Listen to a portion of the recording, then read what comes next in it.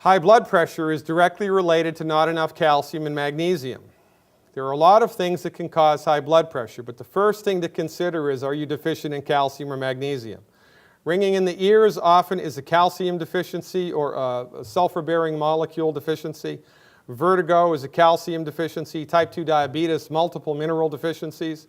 Congestive heart failure, not enough thiamine or vitamin B1. Asthma, not enough omega-3 essential fatty acids, and so forth and so on.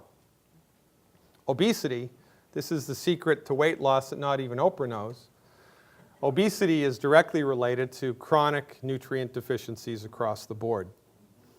So when a medical doctor sees somebody with heartburn, gastroesophageal reflux or Barrett's disease or whatever they want to call it, their therapeutic solution is to suppress stomach acid. They don't want to find out why do I have heartburn. Their job is just to suppress it. Okay, so then they do with the antacids and proton pump inhibitors. These, by the way, these sell a lot. In the United States, 100 million people a month use antacids. 100 million people a month. Proton pump inhibitors sales in the US are $14 billion a year. Worldwide, proton pump $24 billion a year, and other antacids $14.5 billion. Everybody and their mother is taking an antacid or a proton pump inhibitor, okay? Now what do these drugs do? They annihilate your stomach's ability to make stomach acid. What is stomach acid supposed to do? Digest food. When you don't have stomach acid because you're taking a proton pump inhibitor, what happens to your body's ability to digest food? It goes away. So, this is how many nutrients you need to be healthy. Here's how many are in the food that you're eating. And now you can't digest the nutrients out of that because you're doing proton pump inhibitors. Do you think that's going to accelerate or cure chronic disease? Because it's a medical monopoly run by the MDs and big pharma. Interestingly enough, the type of medicine that your MD is trained in is not medicine. They coined the term medical doctor, and that was an advertising fait accompli. I don't know who came up with that, but they were genius. Your medical doctor doesn't practice medicine. Nobody does. Medicine is a vast domain. Chiropractic, homeopathic, Ayurvedic, naturopathic, etc., etc. Your medical doctor is trained in allopathic medicine. Allopathic medicine is a very interesting distinction. Reductionism also argues that the body cannot heal itself and that illness must be managed with drugs. This is a very interesting distinction. Of the thousands of prescription medications which are currently available, the only ones that cure anything are antibiotics, and those are starting to fail us. Medical doctors, bless their hearts, don't even know how to cure heartburn. And holism argues the body is a system of related parts. And when we are treating somebody, we don't treat the part, we treat the person, we treat the system. By the way, another aspect of reductionism is because the body is a machine made of parts, each piece of the body gets its own medicine. So you get one medicine for the heartburn, one medicine for the arthritis, one medicine for the migraines, one medicine for the blood pressure, one medicine for the insomnia, one medicine for the side effects of all those medicines. How to cure disease. They're only trained in how to manage it. And when I'm elected Surgeon General of the United States, it will be illegal for an allopathically trained physician to say that they practice health care, because they most certainly do not. They practice disease management. We're not getting healthier under their tutelage and under their care. We're getting sicker. We're getting worse. Chronic disease is escalating. It's not getting better. Allopathic reductionism is most awesomely spectacular for trauma, surgery when it's necessary, and a handful of infectious diseases. That's the wheelhouse of the medical doctor. If you're in an automobile accident and you're bleeding to death, don't go see the naturopath. You need to go to the emergency room. If you really do need surgery, the stuff that they can do in the surgical theater is unbelievably awesome. And, like the fella said, when all you have is a hammer, everything looks like a nail. So even though in point of fact you may not need surgery, the surgeon most undoubtedly will tell you that you do. The treatment of chronic disease is not the thing of the MD. It's not. Because if it was, we'd be getting better. But we're getting worse. And it's not because you have a bad gene. And it's not because you're getting older. And it's not because these things are difficult to figure out. It's simply because it's a medical monopoly which exclusively promotes reductionistic pharmaceutical centrist medicine. And listen, thank God for Novocaine. Every time I'm in the dentist chair, I thank God for Novocaine. Naturopathic doctors can prescribe drugs. That's interesting. We're not against drugs. It's not the drug, it's how it's used. But medical, MD-directed, allopathic centrist treatments for chronic diseases do not work. They're the leading cause of bankruptcy and the leading cause of death in the United States. 760,000 people a year are killed because they took the advice of a medical doctor and nobody goes to jail. So, there's this thing that you can find in the blood. It's called rheumatoid factor. And by the way, autoimmunity is rheumatoid arthritis, lupus, Graves' disease. There are a number of illnesses which are called autoimmune, which means that the medical doctors believe that on Monday you were fine, but on Tuesday you woke up and your body decided to attack itself. So your body is attacking its skin, it's attacking its connective tissue, it's attacking its thyroid, it's attacking its bones and joints, it's digesting them. Nobody knows why, and this is their perspective on autoimmunity. So we see in these patients in the blood there's something called rheumatoid factor. It's an antibody that's found in about 70 to 80% of people with rheumatoid arthritis. However, some people with rheumatoid arthritis don't have it. And some people without rheumatoid arthritis test positive for it. So is it the antibody or is it not? There's another one called the anti-CCP antibody. It's also associated with rheumatoid arthritis. If you test positive for this, there's a 90% chance you have rheumatoid arthritis. On the other hand, many rheumatoid arthritis patients test negative for this, so this test all by itself is virtually useless. There's another one called the anti-nuclear antibody.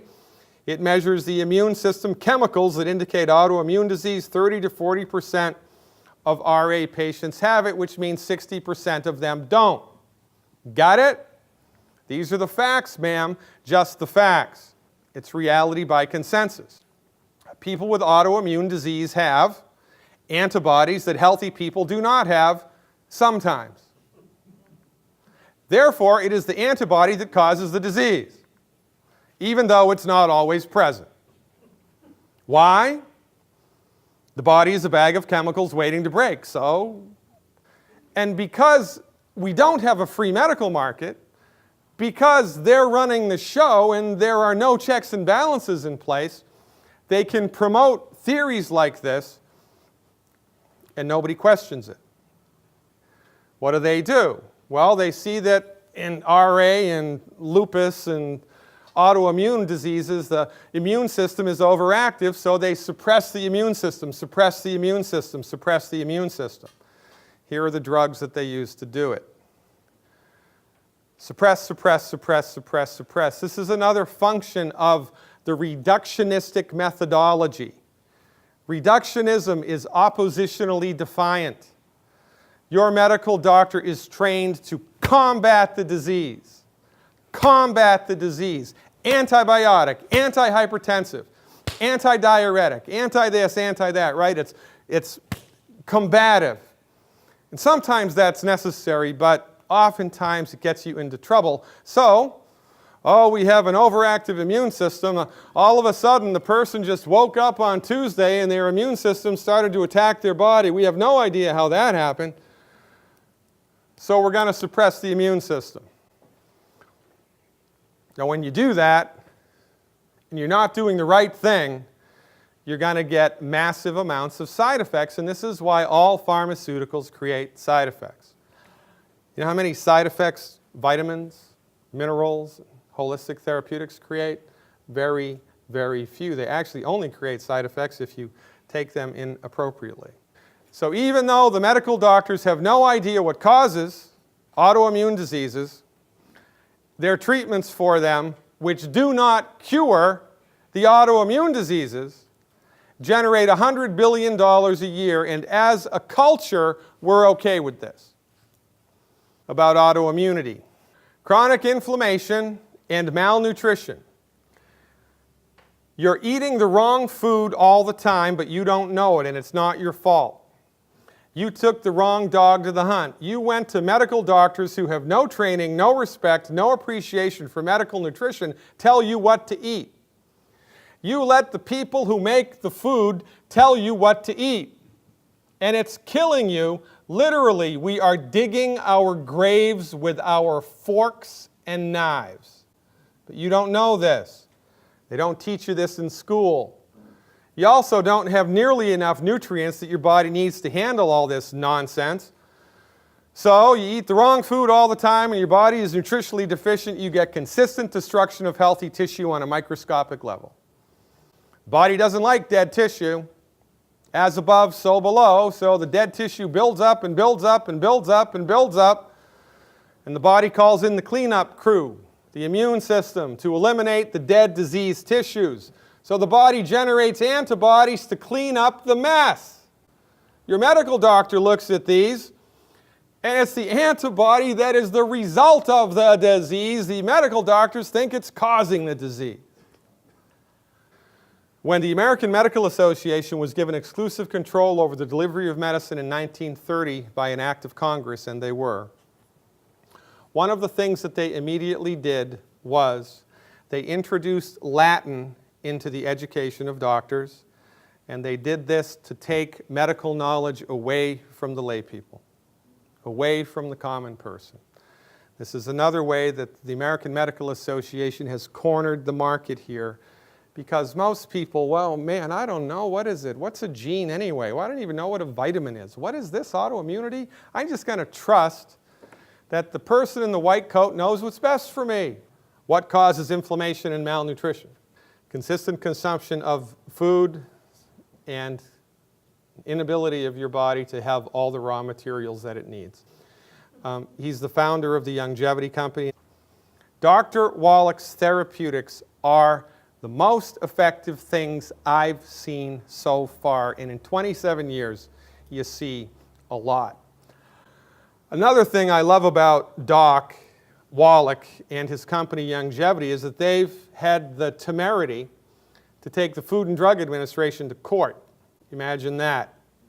Here's the way that it goes in the not-so-free world of modern American medicine.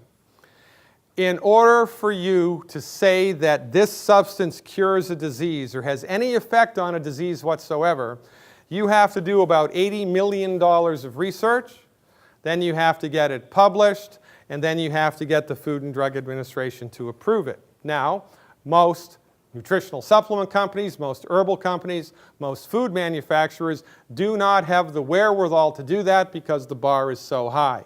But if you collect mountains of research, and I mean truckloads of research, and the research all says the same thing, you can bring the research to the FDA, put it on the tabletop, and if the stars align, the Food and Drug Administration will grant you something called a qualified health claim.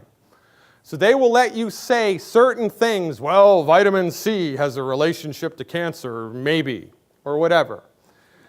Right now, there are 18 qualified health claims that the Food and Drug Administration allows, and Longevity was responsible for 3 of them, or helped in getting 3 of these passed with Dr. Wallach.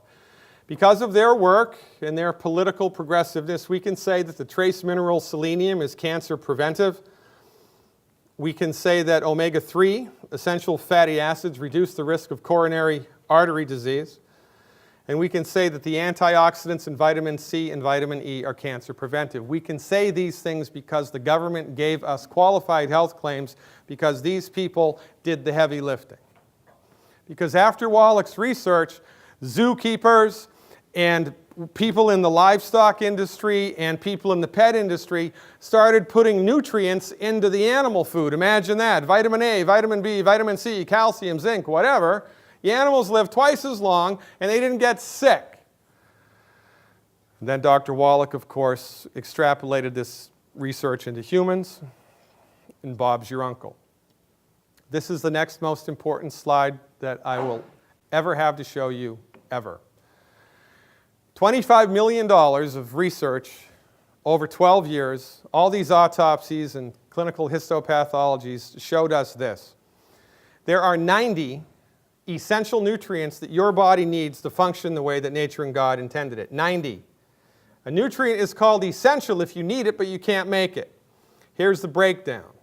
60 of the 90 are minerals, 16 are vitamins, 12 are amino acids, 2 are essential fatty acids for a grand total of 90, which we are in the habit of calling 90 for life.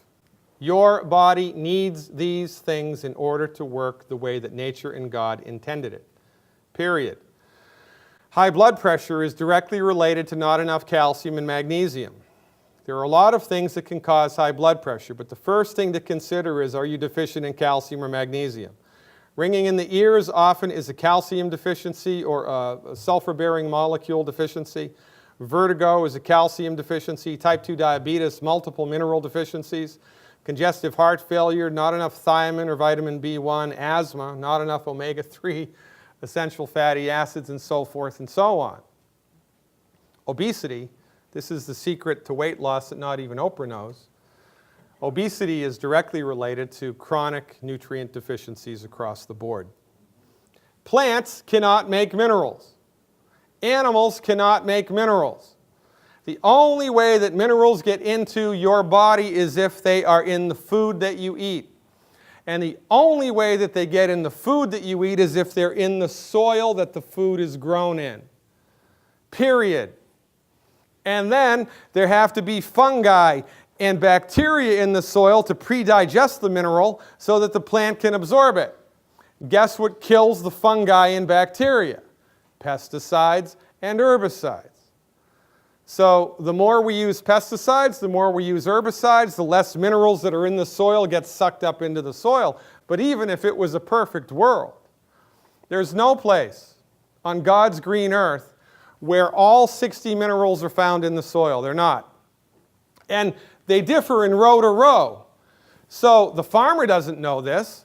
The farmer puts NPK in the soil, sodium, phosphorus, and potassium, which interestingly enough deletes the other minerals. Here's a map of selenium in the topsoil in the United States. Ooh, that didn't come through. Anyway, this is a map of selenium deposition in the United States. And if it's this color, there's a lot of selenium, and the further we go down, less and less and less and less and less and less and less, right? So, if you are eating organically grown vegetables harvested by Trappist monks under a full moon, really like supposedly awesome stuff, and they're grown here, well, boy, you hit the lottery, you've got plenty of selenium in your food. But if they're grown here, if they're grown here, if they're grown here, if they're grown here, here, or a million other places, there isn't just a little selenium, there's none. There's no place on the planet where all 60 minerals are found in the soil. It does not exist. You must supplement your diet with minerals. You must. We have to wash the body. We have to eat food. We have to put clothes on when we go out to protect ourselves from the element. We have to drink water. We have to not pee upstream and drink downstream. There's one more thing we need to do. Nutrify. Nutrify. So we know Brazil nuts concentrate selenium. Yeah, they do. But if the Brazil nut tree is growing in soil where there's no selenium in the Brazil nut, period. Before electricity was here, we heated and we cooked with wood. And what happens when wood burns? You get ash, wood ash. Interestingly enough, before the electrical revolution, culinary ash was a big industry. Big industry. People would collect the ash from the periphery of the fire, the gray ash, and they'd give it to farmers to put in their food, to put in their soil. They would collect the potash from directly in the middle of the fire where it was hottest and all the carbon had burned away, the white stuff, and they'd put it in their soups, in their breads, in their stews. Culinary ash was a big deal back in the day. This is interesting because when you burn wood or anything else, you burn the cellulose and the sugars and the fibers, but you can't burn the minerals. You need a blast furnace to degrade a mineral. So wood ash is like 99.99% minerals. And people were putting them in their food. That all went away when electricity was the new deal, because no more wood ash, no more wood ash, no more minerals. So when a medical doctor sees somebody with heartburn, gastroesophageal reflux or Barrett's disease or whatever they want to call it, their therapeutic solution is to suppress stomach acid. They don't want to find out why do I have heartburn. Their job is just to suppress it. Okay, so then they do with the antacids and proton pump inhibitors. These, by the way, these sell a lot. In the United States, 100 million people a month use antacids. 100 million people a month. Proton pump inhibitors sales in the US are $14 billion a year. Worldwide, proton pump $24 billion a year, and other antacids $14.5 billion. Everybody and their mother is taking an antacid or a proton pump inhibitor, okay? Now what do these drugs do? They annihilate your stomach's ability to make stomach acid. What is stomach acid supposed to do? Digest food.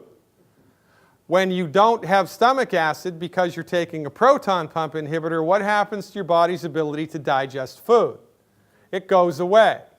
So, this is how many nutrients you need to be healthy. Here's how many are in the food that you're eating. And now you can't digest the nutrients out of that because you're doing proton pump inhibitors. Do you think that's going to accelerate or cure chronic disease? It's one of the major accelerators of chronic disease, and it is much more dangerous than environmental pollution. And you know, we just don't have the right perspective on this.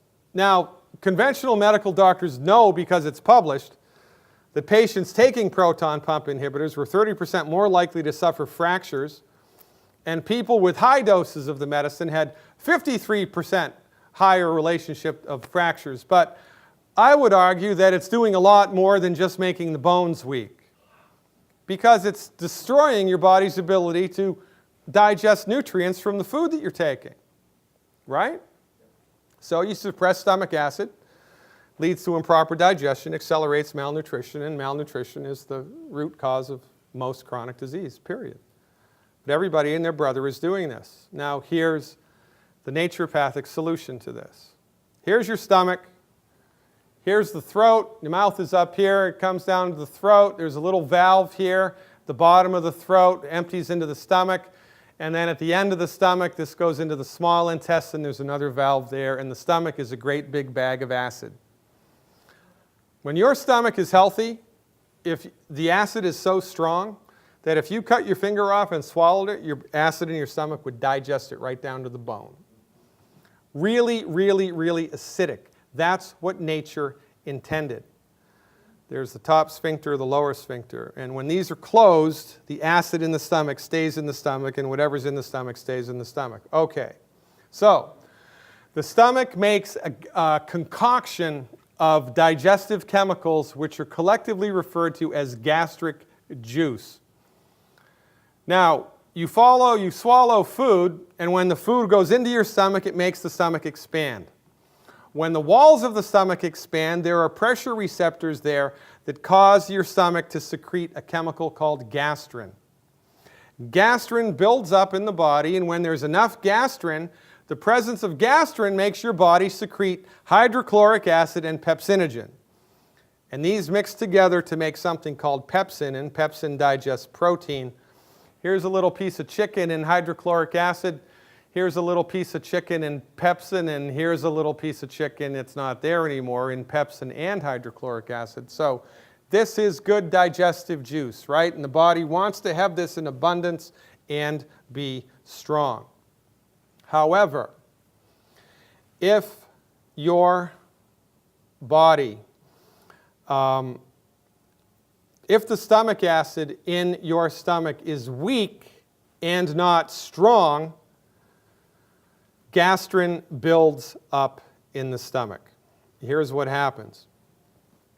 Your stomach acid should be really strong. Your body needs resources to make strong stomach acid. Your body doesn't have resources, so the stomach acid is weak.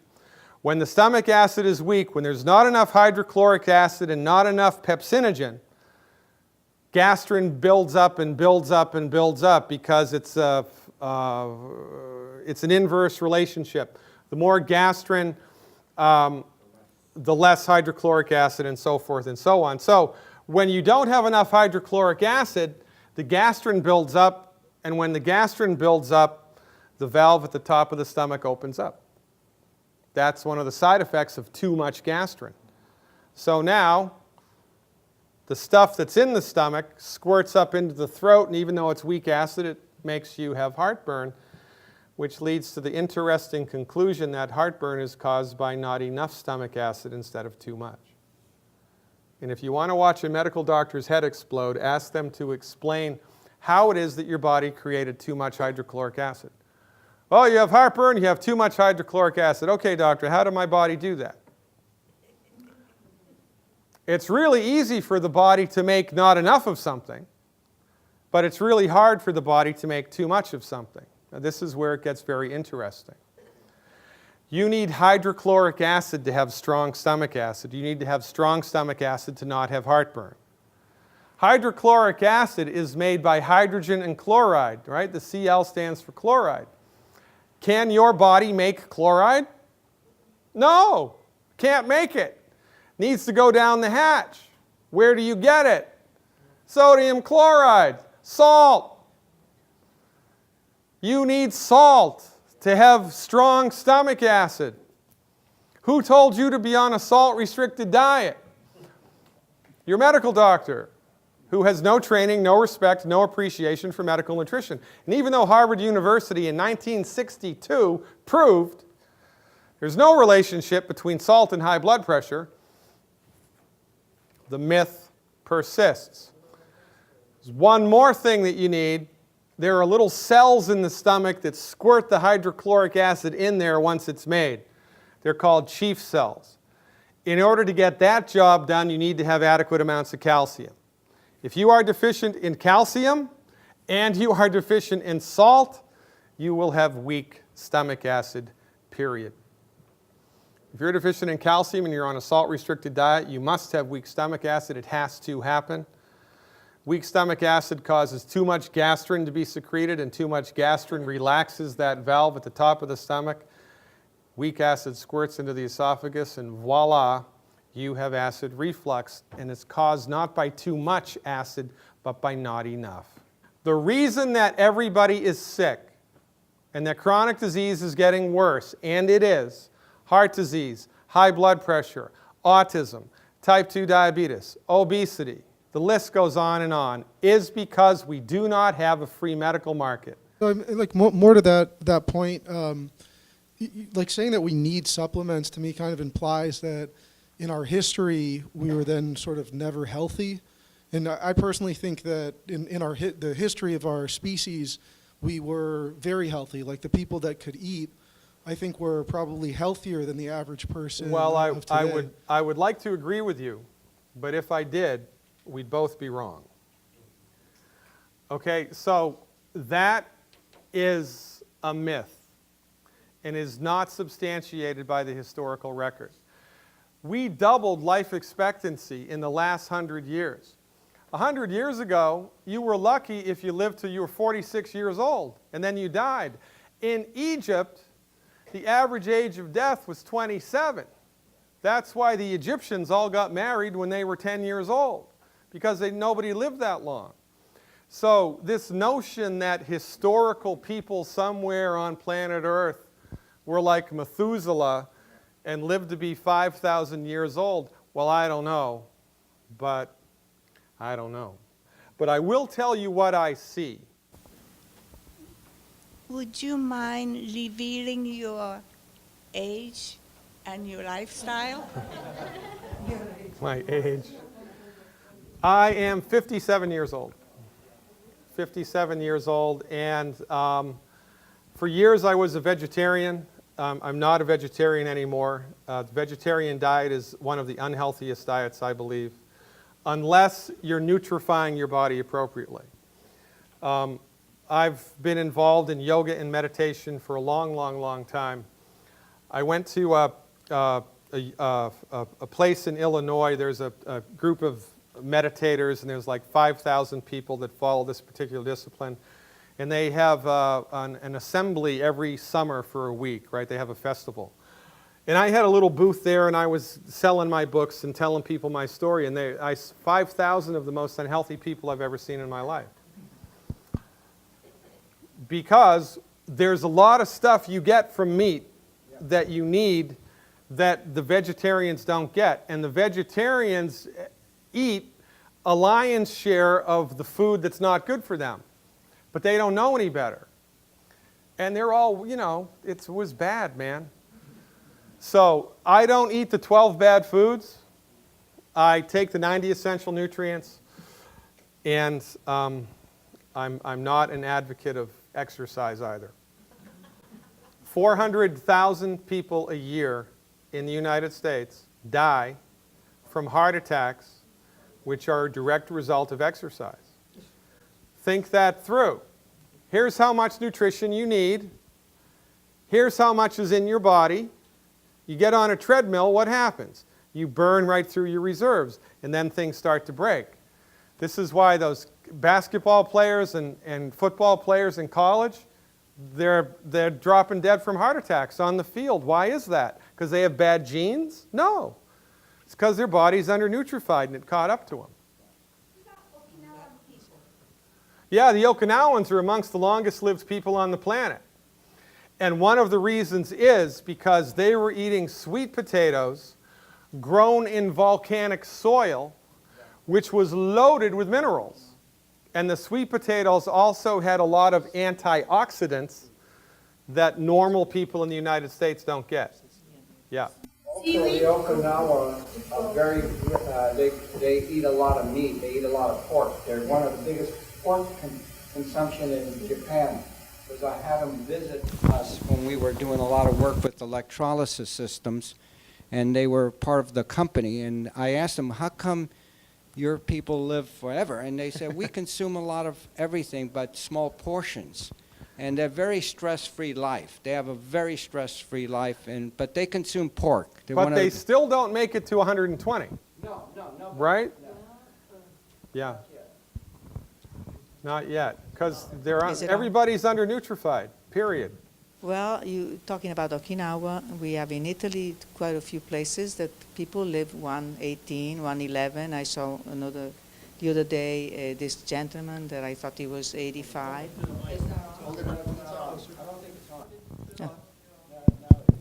Yes, there are blue zones all around the world where you Exactly. get these patches of people who live to be older than their peers. And one of the reasons is because of the soil Yes. in their areas loaded with minerals. Yes. So when those people eat a carrot, it's like taking a multi-mineral supplement.